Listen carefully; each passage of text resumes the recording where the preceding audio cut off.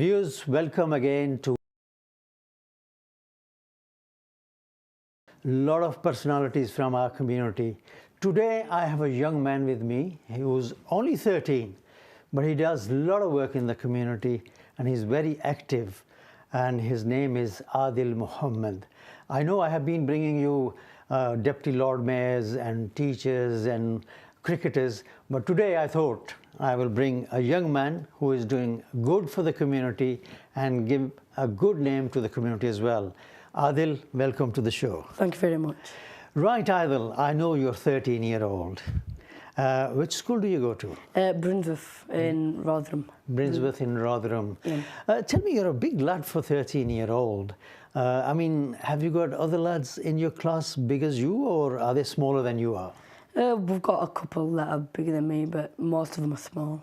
Most of them are small? Yeah. Right, okay. Tell me something. Do you play any sport, or are you have any interest in sport as well?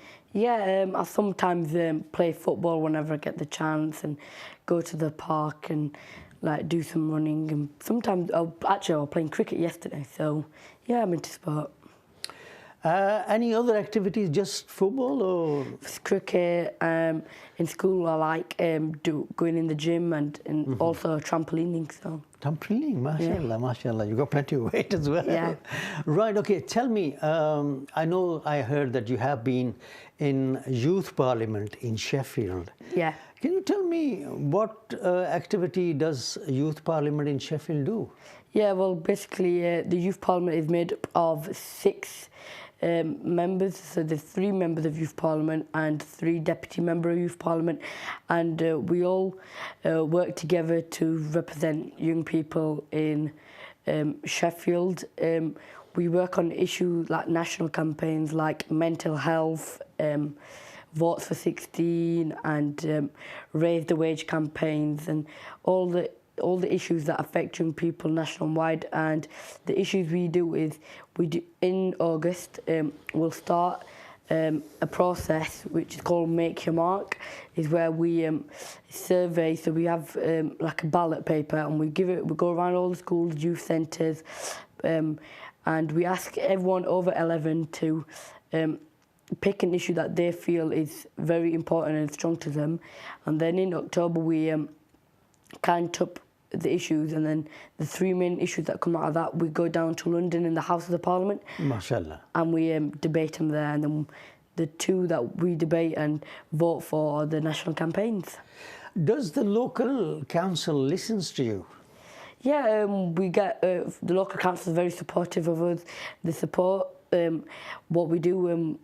The 0 to 19 partnership board is actually chaired by an under 18-year-old, which I think is quite good. And yeah, I think the council is very supportive. Very supportive, but tell me something. What made you go into Youth Parliament? What inspired you? Well, I believe that the politicians weren't listening to young people, and I felt that we needed our voices heard, because if you believe in something, well, you might as well tell everyone and actually fight for it, rather than sitting quiet and letting somebody else do the job. You just said that councils are very supportive, and you just said that some of the leaders don't listen to them. The council, like workers and people who work in the town, are supportive, but some politicians sometimes take young people for granted, and because we don't vote, because we are young and we don't vote, so we can't control if they lose their job or not. Right. Being a very young lad at 13, I mean, are you interested in youth clubs, or are you working along with the youth clubs? Yeah, I go to Tinsley Youth Club, which opens every Wednesday 6 while 8, and Saturday 6 while half 8, and I go there every week. I help run the tuck shop there as well, and Activity Sheffield, when they come in to Tinsley as well, I help them out and participate in games and stuff like that. So yeah, I think I do help him with the youth. Do you really think that council is doing enough for the young people? I think at the moment, with all the government cuts and stuff like that, I think they're actually coping quite well. And yeah, they're doing they're not doing as much as they used to, but under the pressure, I think they are doing quite good. Right, I heard there was a big issue around Tinsley. There's a community centre, and the local council wanted that converted into a car park for the school. Yeah. And you really took part in the campaign. Can you just tell me what happened to the campaign and how it went? Well, it started off as the council wants to build a big super school in Tinsley Park because of the noise and air pollution coming from the M1 motorway. And the way I started the campaign was that the council wanted to actually knock down the youth club for staff car parking. And when I first heard about this idea, I was actually quite shocked, because you'd think that the council, if they're trying to improve stuff for young people, they won't go and knock down the youth centre. So I started a petition which I started around the local area and went to the youth centre and got everyone to sign it. And then I had it into council, and where I did a speech, and I got a response back from the cabinet member for young people, Jackie Drayton, and she said that she will look at the proposal, and I got a letter back a couple of weeks' time saying that they've took it off the agenda, so when they're not building it there, they'll bring it around the youth club, which I think is quite good. I mean, did you came across any difficulty when you went to people for this petition to be signed? No, they were like, what? They're building this? Oh, and they were all quickly signing it and going, oh, come here, sign this, to all their friends, which I thought were quite good. But what about the elder generation in our community? Did they took any steps? Or? A couple did, because their sons and daughters go to the youth club. So a couple of older people signed the petition and all. Right. I see a lot of our community young boys hanging around the corners of, around the corners on the shops, and are involved in the wrongful activities. What kind of message do you want to give to these young people? Well, all I like to say to them is that actually participate in activities rather than just hanging around in the streets getting bored and causing trouble for the police, and actually making people feel unwelcomed and not safe in the area. Because when I walk into the town centre and there's people hanging around along West Street drinking and smoking, I feel uncomfortable. So I think they should go and actually go to some youth centres and go to places where they do activities like the UMIC Centre down near Sharrow and different local places to go have some fun and actually participate in games rather than going into crime.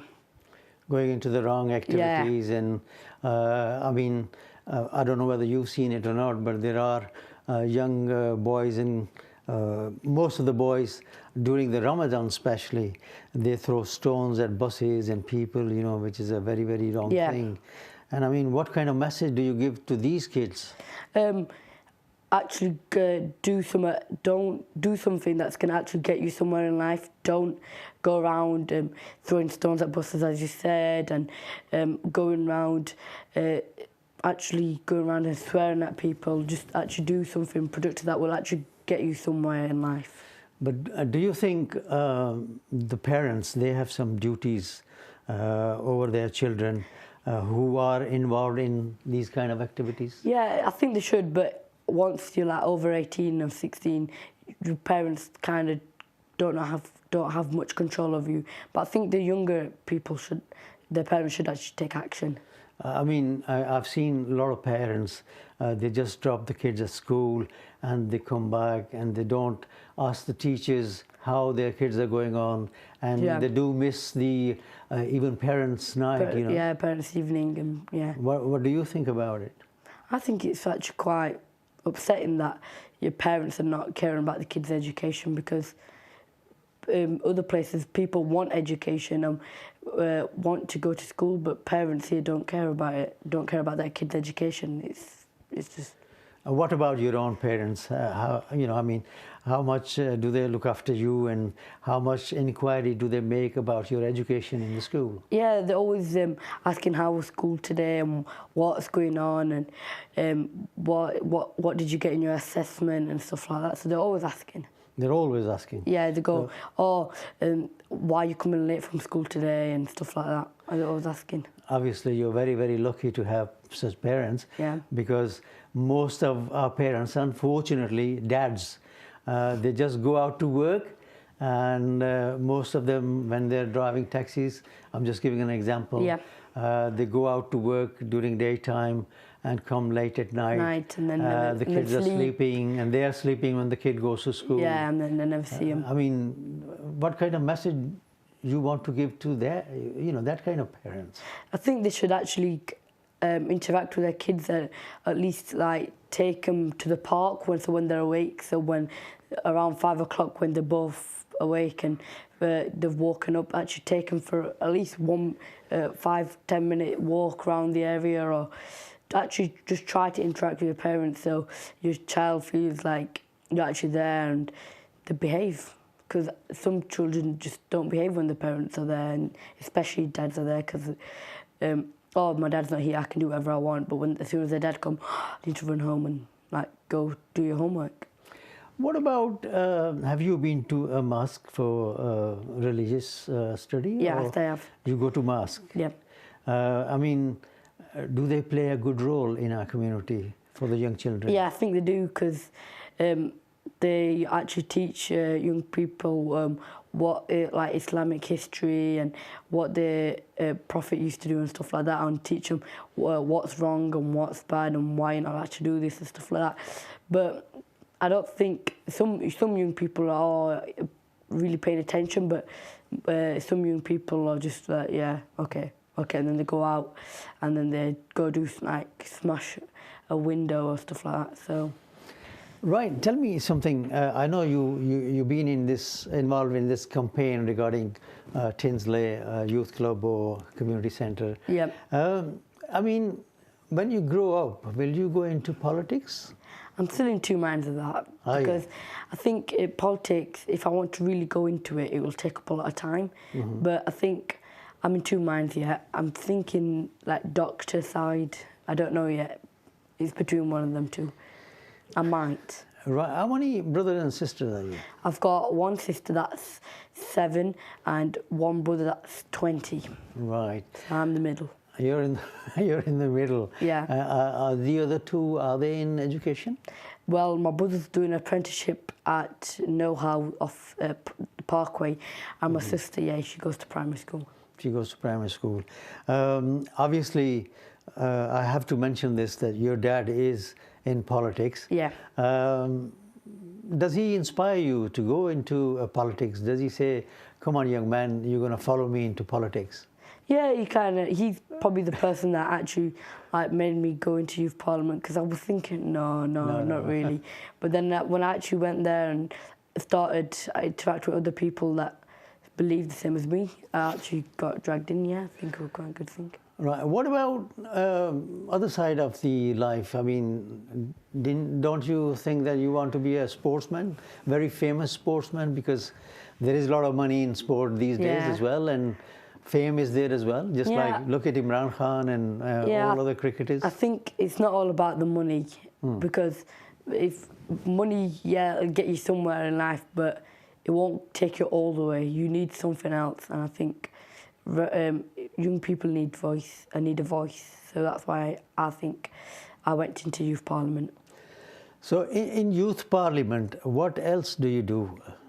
We do other local issues, so not just national, we do local issues like bus fares, and we also do like PSHE. I mean, what do you ask regarding bus fares? What do you want from the bus fares? Many young people go, the bus fares are too expensive, the bus drivers are rude. So we work with people like Travel South Yorkshire and First and Stagecoach to work with them to solve this issue and actually try getting the fares down as well. That's one of them. Mm-hmm. That's one issue. The others, Anything else? Any other examples? PSHE, where in schools young people think that's not very, teachers tend to go, oh, that's not a very good lesson, or don't teach it because I don't think it's important. But young people thought that is important, that's going to affect my life, that's going to show me how to do stuff in life, so I need to know, I really need to know that. So we went into schools and actually monitored and asked young people what they thought of their PSHE skills, and then we actually give the results back to the head teacher so they'd actually improve on it. What about the trip you made to Parliament? How was that? What made you, what was the feeling you had when you went there? I didn't really go to Parliament, but because it goes as one, well, so 1 year another person goes, 1 year another. But from what I gathered from them, it was a really, really good experience, and they really, really enjoyed it. It's just that it's chaired by John Burko, the speaker, and he's getting up and down. It's really good, and debating issues that they actually feel really strong and passionate about. I think it's quite a good thing from what I've heard from them. Right. I know you live in Tinsley. Yep. If there is any other issues in Tinsley, you can highlight, and you're going to take part in that kind of issue. Yeah, because I think Tinsley needs a voice, because it's in, like, you could say, isolated, because it's got no other residential area near it, and it's the motorway, so it kind of split in half from Sheffield. Because actually people think Tinsley's in Rotherham because of the motorway. So yeah, I actually will campaign for Tinsley. You will the voice. Just the Tinsley. And if there's any other issue in any other part of the Sheffield, what then? Will you go and take part in that? Yeah, I will. Because I think people deserve what they believe, and if they believe in something and I believe the same, I should help them. You want to be there front line, yeah? Yep. Okay, tell me, have you ever come across any experiences, any incidents which left good memories or bad memories on you? Yeah, I was actually out in Fulwood clearing snow, and we were just near the cooperative food shop near there, and me and my dad were there, and we were just scraping up ice off the road, and we seen these two men running away with meat in baskets. So we kind of chased after them, and we actually got their registration plate number. And we went back into the shop and told the store manager, who were like, oh, thank you very much, and who actually called the police, and then the police dealt with it from there. So I think that's one of the memories I can remember. Yeah. What kind of feeling has that incident left on you? Was it, oh great, we did this, or that was a bad incident? Well, I was thinking, oh, it's great, we've kind of helped the police actually solve and try to catch these people because they're doing wrong, so... Right. Yeah. Okay, doing all this, what about your mum? What does she think about you? I know your dad is in politics, but what about your mum? What does she think about you? She goes, where are you going? She goes, oh, I'm going to town. She goes, oh, when are you actually going to stop? Because she sometimes hardly sees me because I'm always out and about doing stuff. So, but she's quite really supportive of it as well. She's very supportive. Yeah. That means the family is very supportive towards your activities, whatever activities you take on, yeah? Yeah. Right. Tell me something else. I mean, I know your family is very supportive, but your dad is in politics.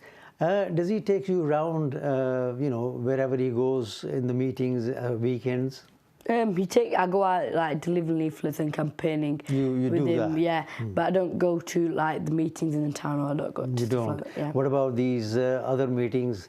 For instance, there's a gathering outside town hall. Yeah, I go to stuff like that. Yeah, so I go to stuff like Pakistan Independence Day at the Pakistani Muslim Centre, and meetings about the body scans when you've died, when people have died, that post-mortem thing.